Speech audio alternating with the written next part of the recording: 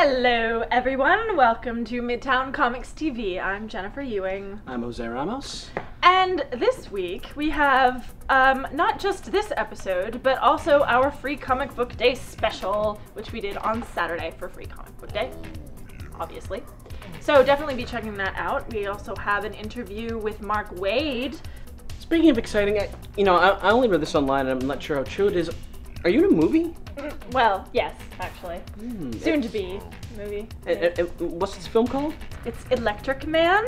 It's like Maltese Falcon meets Clerks, but based around comic books. So, I mean, there's too much, really, to love in this movie.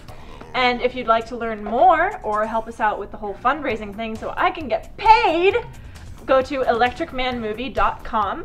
Find us on Facebook or Twitter. Either or, it's up to you.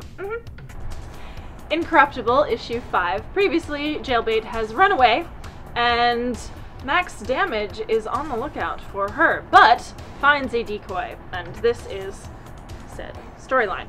I haven't read any Incorruptible so far, but picking up this issue, really easy to follow. Alan was kind enough to fill me in beforehand, but honestly, didn't really need it, because everything you need to know is pretty much laid out in the storyline, and, you know, you pick things up quickly, so this is a good issue. I definitely will be looking more into Incorruptible in the future.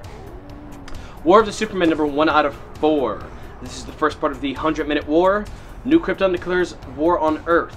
We don't get to see anything from the two sides fighting in this issue. We do get to see a really huge event happen. If you've been enjoying Superman so far, you might as well ride out the end of this. It's really good, it's really cool. We're just waiting until JMS takes over. Red Robin 12. It's been a year now since Tim Drake began on his whole quest to prove that Bruce Wayne is still alive. He is back in Gotham now. After working with Ra's al Ghul for a while, we find out that Al Ghul, surprise surprise, has tried to take out the whole Bat family. But here we see why Tim is Tim. He's got his own plans in mind, he's got his own friends to call on, some very cool moments, and finally, after seeing a million sword fights between Batman, Bruce Wayne, and Ra's al Ghul, we now see Tim and Ra's al Ghul sword fight. Very, very cool. I'm a fan of superhero sword fighting anytime it happens. This also concludes some storylines that have been going on since the beginning of this whole series. You get a nice endpoint and a new beginning for Tim Drake, Dick Grayson, and Damian Wayne. Definitely check it out if you're at all interested in what's going on in the Bat books. Astonishing Spider-Man and Wolverine, issue 1. I absolutely adore this issue. Ever wonder what it would be like if Spider-Man and Wolverine were trapped on a deserted island at the beginning of time when dinosaurs and cavemen and craziness were happening?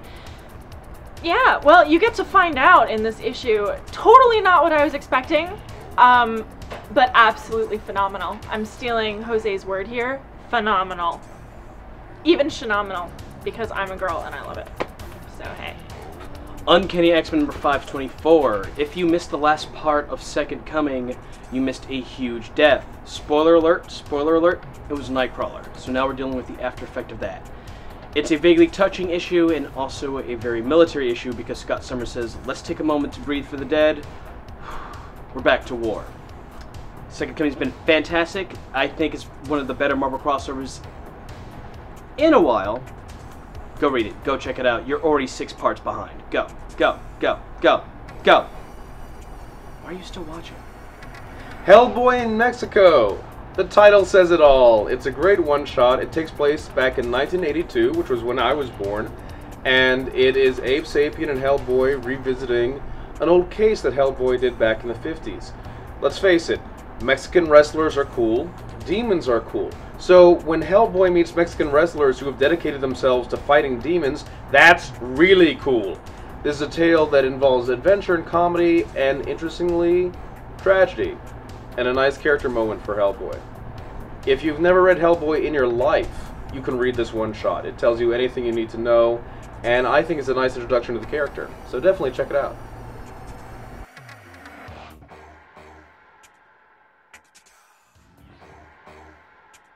So some of you have been seeing this guy Nick Fury show up. You might have seen him in some of the old cartoons. You might have seen him now in the Iron Man film. You might be wondering, who is he? Well, Nick Fury is kind of the American version of James Bond, except he smokes cigars and is kind of rough-necked and really is never really nice to you. And that's kind of what makes him cool. Nick Fury first appeared in 1963 as the title character of Sergeant Fury and his Howling Commandos. The comic introduced Nicholas Joseph Fury, a guy from Hell's Kitchen who led a unit called the Howlers. Even though the army wasn't integrated at the time of World War II, Fury was allowed to hand-pick his team, and among those he included Gabriel Jones, a black soldier. During World War II, Nick Fury fought a lot of Nazi menaces, including the Red Skull, Baron Zemo, and Baron von Strucker, who later became the head of Hydra, the terrorist organization.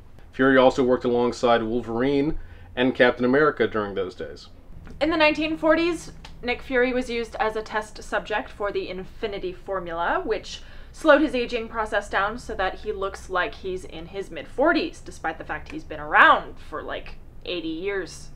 Stan Lee thought it would be cool to introduce Nick Fury into the modern day, and so he started showing up in Fantastic Four comics as a CIA agent. When Nick Fury was in the CIA, we learned that he worked again with Wolverine. He also worked with Ben Grimm before he became the Thing, and indeed Spider-Man's parents. Somewhat later, Nick Fury was nominated by Tony Stark, Iron Man, to become the leader of S.H.I.E.L.D., a high-tech and somewhat mysterious international organization that specialized in combating extreme or superhuman threats against the world.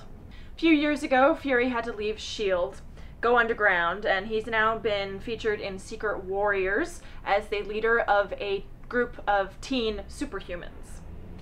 A few years ago, Marvel began a new comic book line called Ultimate Marvel.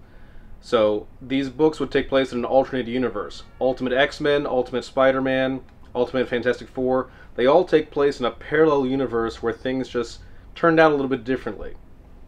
When they were going to introduce the Ultimate Marvel version of Nick Fury, it came up, why can't this guy be a black man? It's a parallel universe. So the artists made a new Nick Fury for this parallel universe who was based on Samuel L. Jackson. They even called up Samuel L. and asked him, is it cool that we make this character look like you? And he was all about it. When the new movie started coming out, they decided, wouldn't it be fitting to cast Samuel L. Jackson as Fury? So you'll see him at the end of Iron Man, if you look past the credits.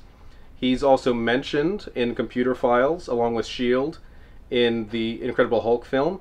He'll be showing up in Iron Man 2. We're pretty sure he's going to show up in the Thor movie. This is all going to lead to the Avengers film, where Thor, Iron Man, and Captain America will finally all meet and team up into the cool team we all know that they will be.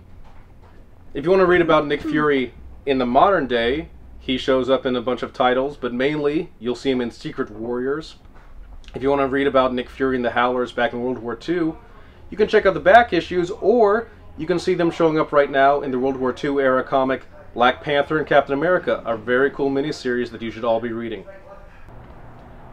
Well, thanks for watching us. That's all we got for this week. Make sure to check us out on the YouTube channel. Check us out on MidtownComics.com. And make sure you check out the Midtown Comics podcast with Thor and Demetrius.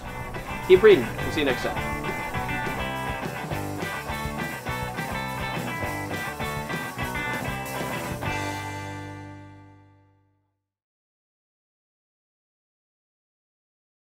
I'm not gonna hit you because you're shorter than me and I feel bad. Oh, that's funny. I'll break your leg.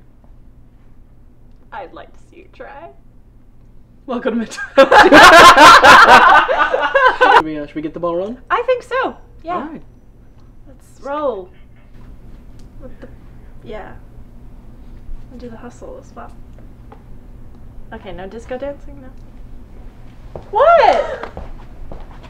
I like dancing.